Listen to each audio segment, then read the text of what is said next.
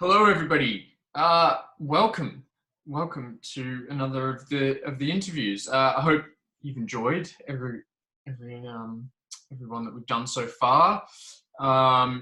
This is actually the final edition of the interviews that we have lined up. To this point, I'm working on sort of trying to get some more people to do more of them, and certainly there's interest just figuring out time slots and things like that. So hopefully in the next few weeks there'll be more to come. Really excited to have our next person on for this one, and feel extremely lucky really to be able to talk to him. And by that I mean Matt Finn, who is a celebrated photographer and also a teacher. So actually a really great person to talk to. And I often have spoken to him and been lucky enough to speak to him, not just as an admirer of his work, but also in the sense of learning from him. So that's been exceptional, and so I thought, what better way to share that experience and that whole kind of world of Matt's than to do an interview with him, and obviously share that through the magazine. So yeah, I really hope you enjoy. Matt is, just for a bit of context, is quite a prolific photographer, and I came into sort of contact with his work through some work that I was doing with Alex Schneiderman, who, as you know, I interviewed, and we released that the other day, and that was for some work that Matt had done sort of around my age, when he was at university, or just after university, and he'd taken some photos of sort of art students and people amongst his world, and these sort of fantastic and really beautiful portraits of students, and there's just something so sort of youthful, so energizing, so exciting about it, which obviously, university and young ambitious education often is, and I think Matt sort of captured that almost perfectly, well, very well. But I also, and I'll no doubt bring this up when I speak to him in the interview, have been a great admirer of a work that he did called Mother, which is a book that essentially took 30 odd years to make, in which he details his relationship with his mother, and it's a fantastic book if you can get your hands on it. I honestly think it's a must-have for any collection or any enthusiast or interest in great stories. I won't say a huge amount about it because obviously we'll talk about it in the interview. But yes, it's a fantastic project, and also a real reminder that things that are worth pursuing and things that are good often take a huge amount of time. And in the case of Matt's book, Mother, it's certainly, it obviously took him decades to make, and there was a process there that took a long time, and I think often as creatives there's this sort of sense of immediacy, especially with things like Instagram and advertising, particularly, as a world where it's all about what's next, but also there's a kind of contrary to that, and a book like Mother is a fine example of how things that are good take time, and it's a really important and really kind of as I said, great reminder of the fact that we need to slow down often, and especially with projects that are personal. So with that being said, I hope you enjoy. As I also said, I really appreciate it to Matt for coming on, and welcome. So Thanks so much.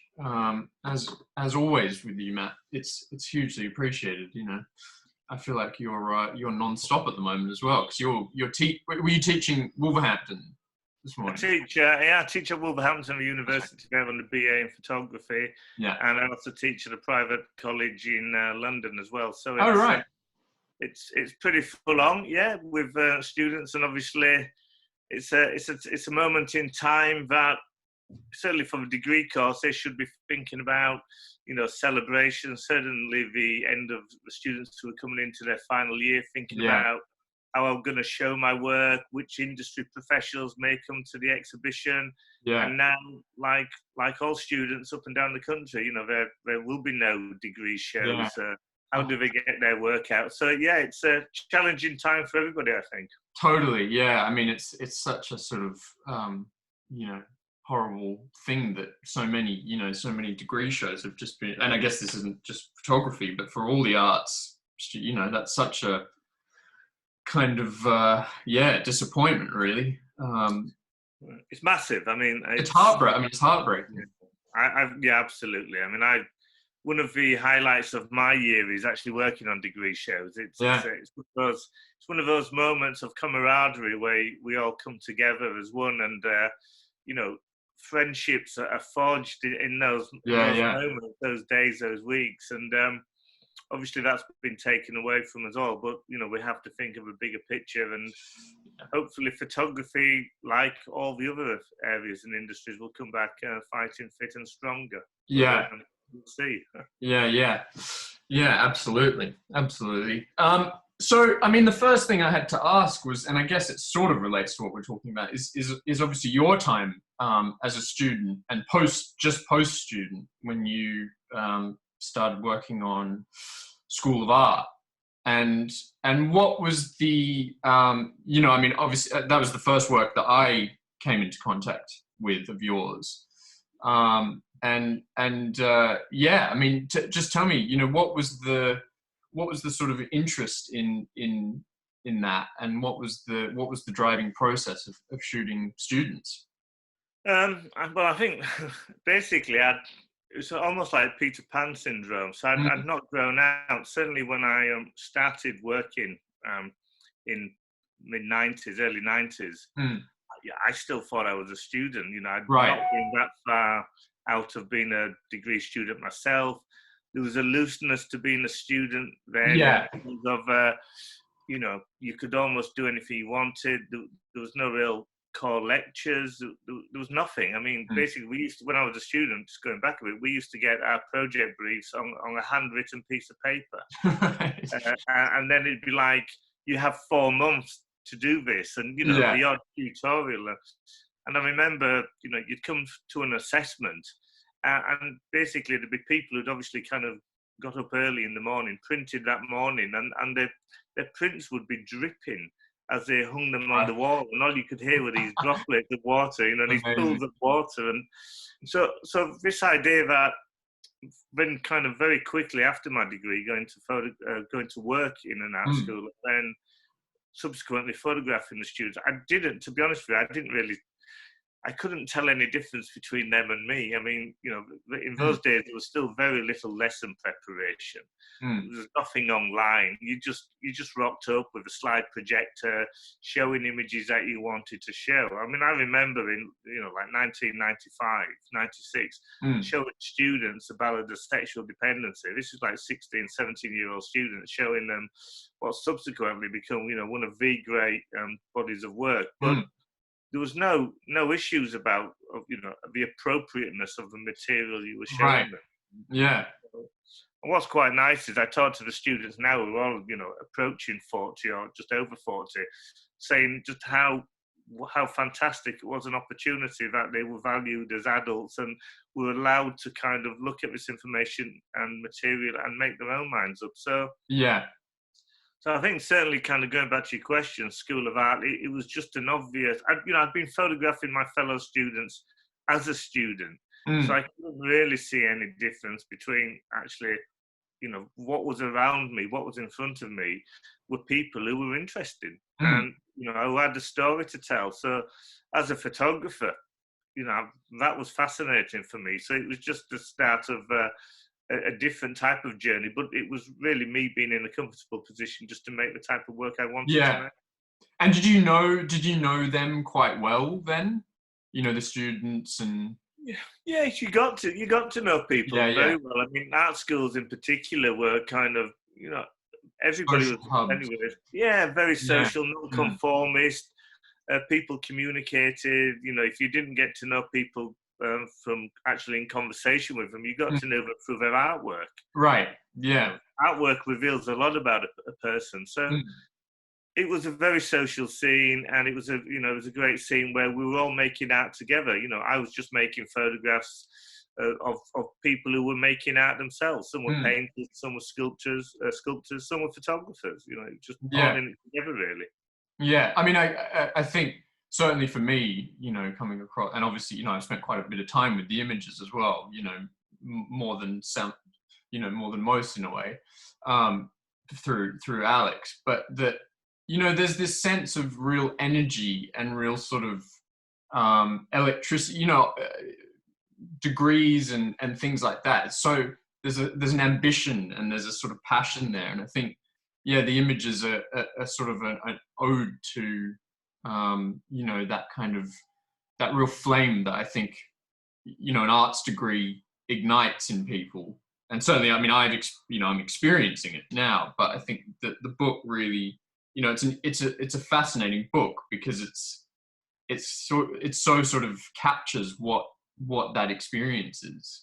I think in many ways it was a reflection of my working practice, which was just a kind of a full-on ball of energy, this obsessiveness to make work. I'd see people outside the window in this old Victorian building and think, I've got to go and photograph them. Right, yeah. I'd just basically run out of the class and say, sorry guys, I'll be back in 5 minutes. Yeah. Grab a roll of Ilford, a Mamiya 7, and I'd be out. And then you'd be making that portrait, and then you're back and you start again. And there was no problem. So for me, hopefully the book kind of has that sense of energy, which I don't suppose, obviously it's about that time, but, I think it's about being young. You know, when you're young, you are keen, you are obsessive, you want to look at things, and you don't want to miss anything. And for me, that was the same when I was a street photographer.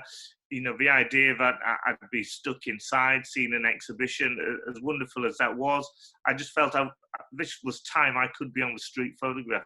And you don't want to miss anything. And I think that's one of the things about being a photographer, why you have a camera with you all the time.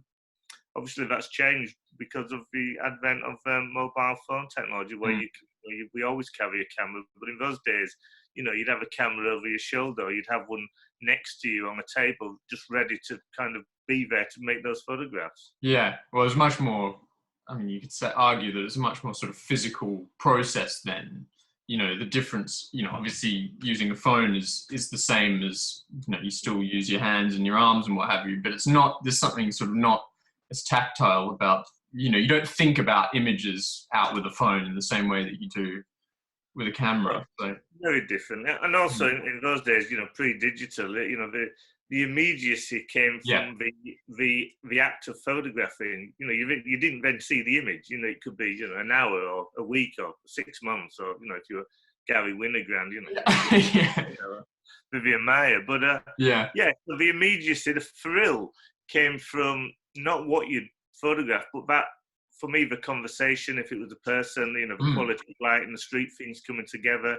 So it was that which was that kind of exciting aspect of it. And the photograph then, what you'd actually got faded then until it became that moment in time when you would process film, and then you decide what you've got. But invariably, you'd process maybe 5 rolls of film. So 5 different exciting moments.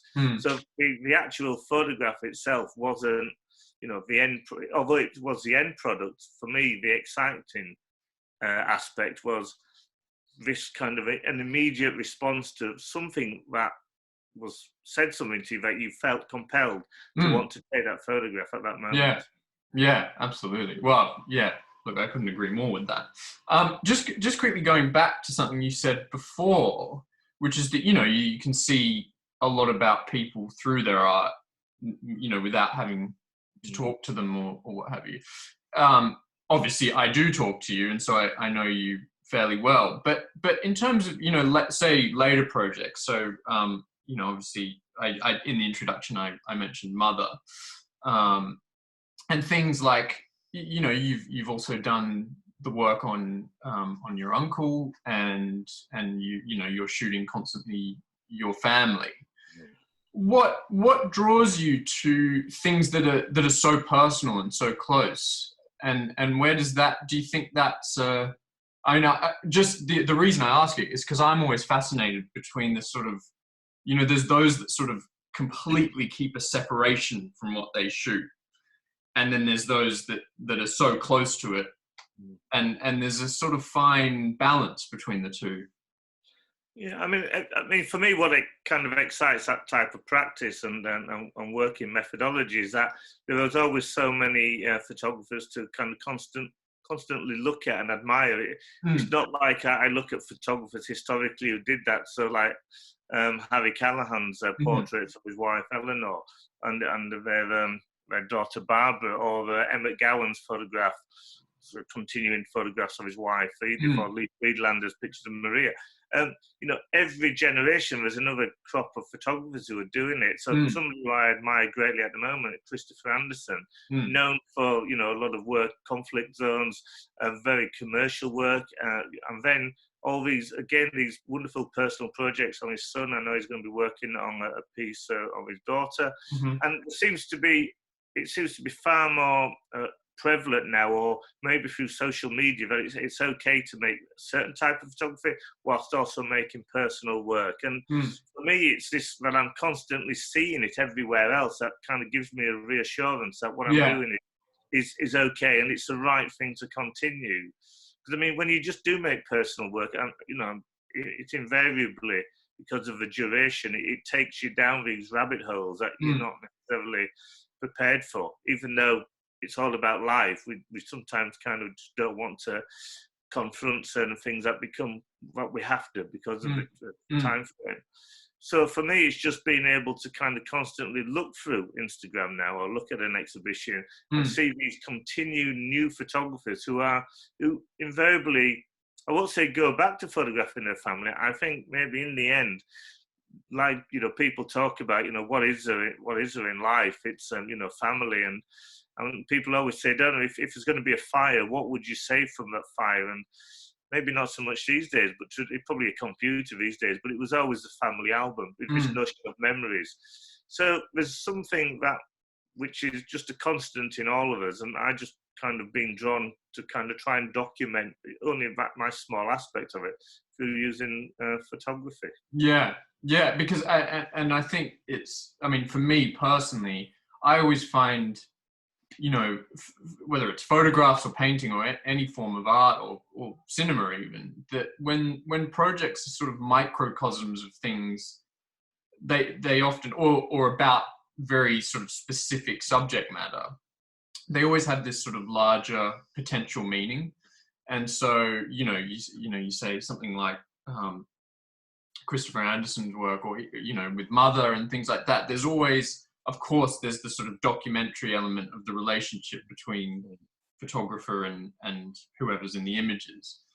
But also there's this sort of greater thing of, it's about relationships, and I think that's where obviously audiences who have no personal relationship with photographer or photographed, that's where it comes in. And I always find that fascinating, and I think it's hard to do because obviously there's the balance of being, some people may see that as a self-indulgence or things like that. But I couldn't disagree with that more. I almost think that it's, certainly if it's shot in a certain way, the more self-indulgent, the better. But yeah, I mean, and that's why I find Mother so sort of heartbreaking and lovely and, tender. It's so intimate. Are you worried about showing that level of intimacy and that level of sort of, No, I mean, because the intimacy, it comes through. I mean, there's still a veil there. It's not like the work of Eleanor Carucci, whose family are far more comfortable, if you want, in their own skin and physically prepared to show that on camera, through nudity, and that's perfectly acceptable and normal, absolutely fine. My family was never like that. So I think there's always a layer between me and my mother, even though the images kind of obviously depict a sense of intimacy. But I think the intimacy comes from maybe in many ways some of the text I put with it, sort of forward in the book, when I'm delivering a talk about the work, about how I respond to that. And for me, I kind of made a decision about, how do you turn something so personal and how do you make it available to a larger audience? And when I tend to speak about it, it's very much a matter of fact. And I remember many years ago taking the students to Terezin, which was a holding camp for Auschwitz in the Czech Republic. Wow. And I'm not saying for one moment my work is on any level, because it isn't. But we had a talk by a young German woman who took us around the camp. And the way she talked about this, it was an absolute matter-of-fact way of doing it. There was no other way of getting this across other than, this happened. Very factual. And I just I was really moved by that talk. And who couldn't be moved because what we were experiencing in that moment. But I took that with me and said, well, actually, okay, I'm going to be really factual with this. This is happening. This is a part of my life, because it's also a part of everyone's lives, that families break up, that people die. So I kind of took that on board. So I kind of make it biographical, but in the hope, probably actually in the knowledge, but everybody goes through the same things. It's not like they're saying this is something completely unique.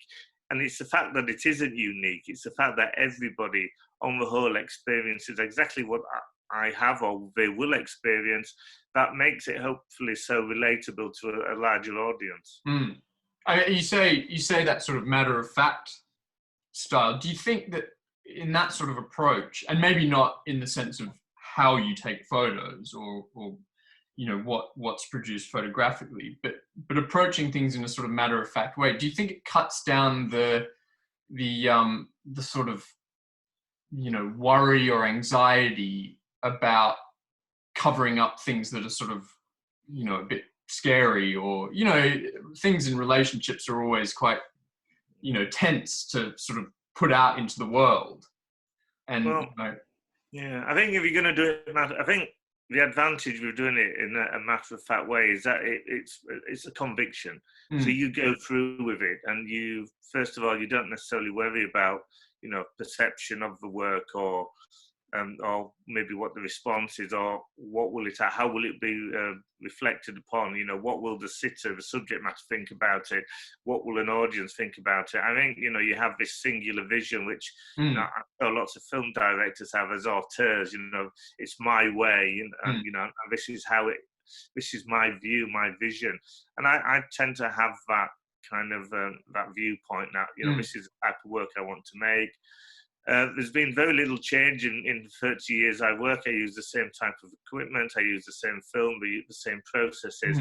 I work pretty much the same formally, which I suppose gives the work the fact it sits quite comfortably with each other from body to body. I don't move from lens to lens so there is that uniformity throughout that. And I'm unapologetic, and I suppose.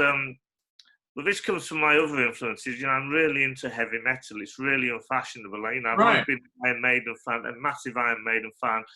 And okay, they're one of the biggest bands in the world now, but it's that absolute singular belief, unapologetic belief that what you're doing is right. Right. And not being fashionable. And I don't, it's the same. I have the same view with my photography, and the fact that, I don't care if it's fashionable one week and it's not the next. If formalism's really happening now or it's not, this is how I work, this is how I approach things, and I'm going to just continue with it. And, I'm not chasing megapixels, I'm not chasing colour. This is how I work, and if it finds an audience, fantastic. If it doesn't matter. I'm happy doing it. Yeah, and I guess that for me, that's great to hear, because I think it encourages, people who are whether it's like me, starting off their sort of photographic journey, or whoever really, but that's a kind of okay thing to do, because I feel like, that's often sort of glazed over, and especially at, university, there's obviously the sense that, you're meant to build your vision, but then you end up looking at so many other photographers' work that you're sort of like, it's impossible to sort of try and separate the two in a way. So it's refreshing to hear, that there's this sort of, it's good to, it's good to find your own voice and then stick to it. I look at lots of photography, and I admire lots of photographers who do nothing like I do, and I think partly that also kind of fuels the fire to continue making the work I do.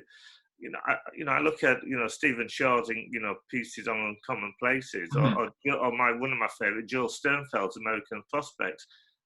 There's no way can I compete with that. One, I'm not in the American landscape. Two, they're just on a level which is beyond my comprehension of being able to make work that good. So I look at this type of work, I admire it immensely, but I'm also happy to kind of consider, working on a far smaller kind of subject, which is, what's immediately in front of you all the time, and I'm happy with that, So I'm happy to really look far and wide in terms of influences, but also, happy to come back home really and continue what I do.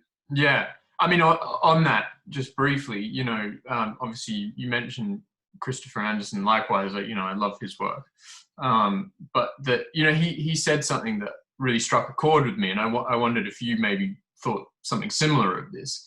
Is that he said it, a lot of his sort of process of shooting things and the world around him is in order to sort of understand it for him, and whether that sort of strikes a chord with other people's, kind of left out of his control. Do you think there's an element of that, of sort of understanding what's in front of you, or?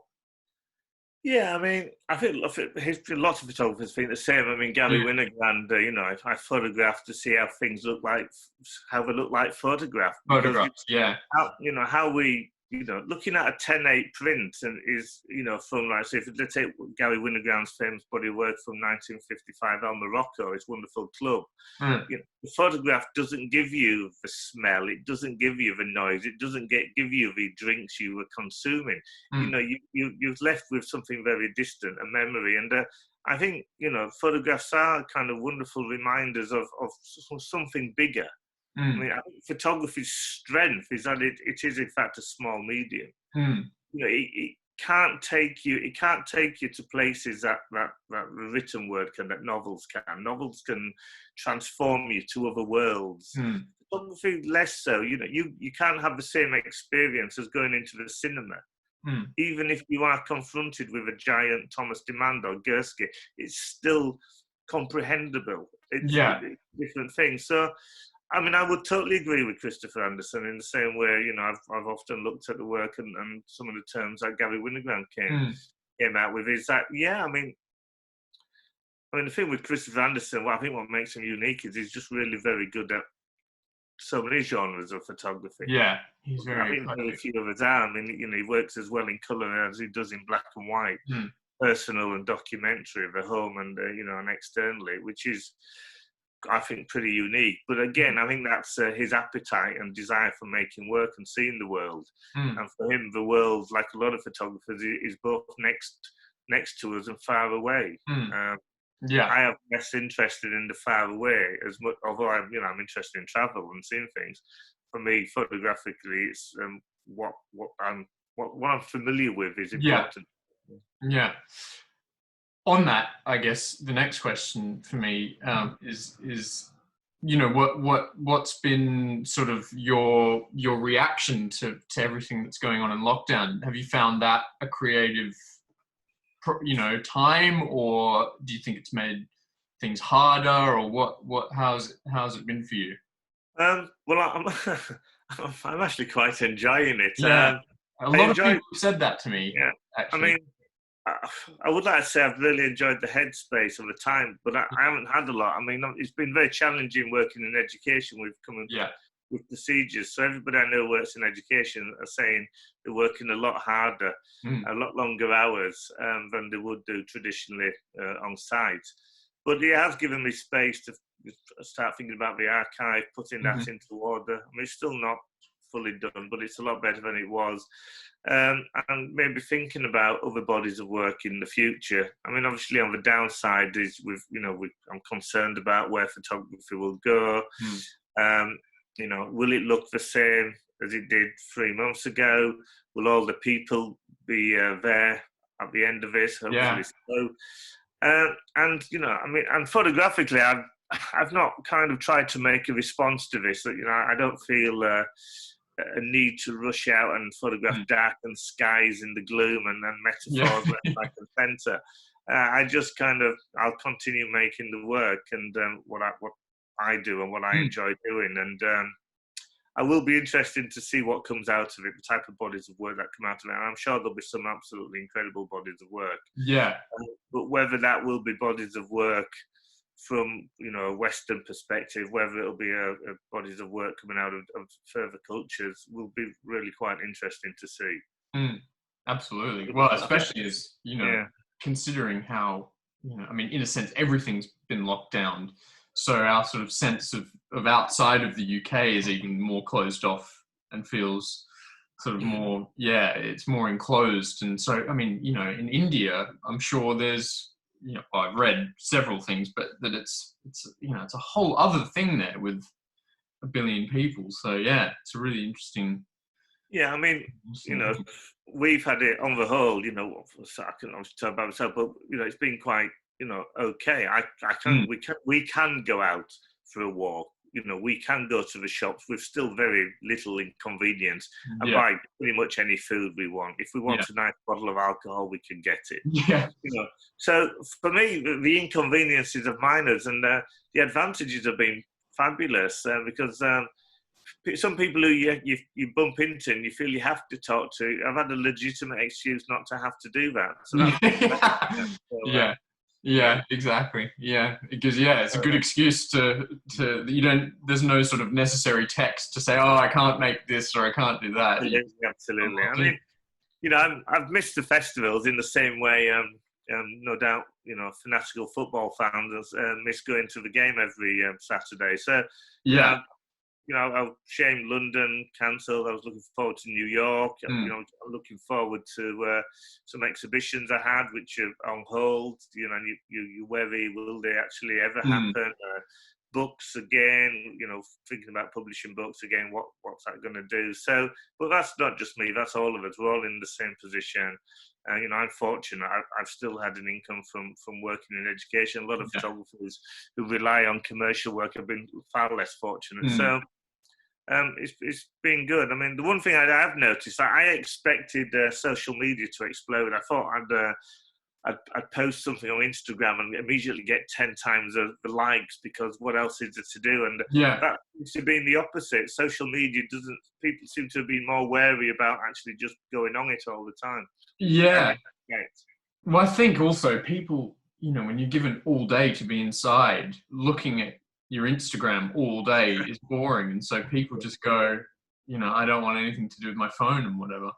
Yeah, I'm sure that's it. Yeah. But I have to say, I mean, in terms of, I know I've said it before, but your videos have been sensational to listen to. And anybody listening, I definitely go and check out Matt's. Are you going to post them on your website?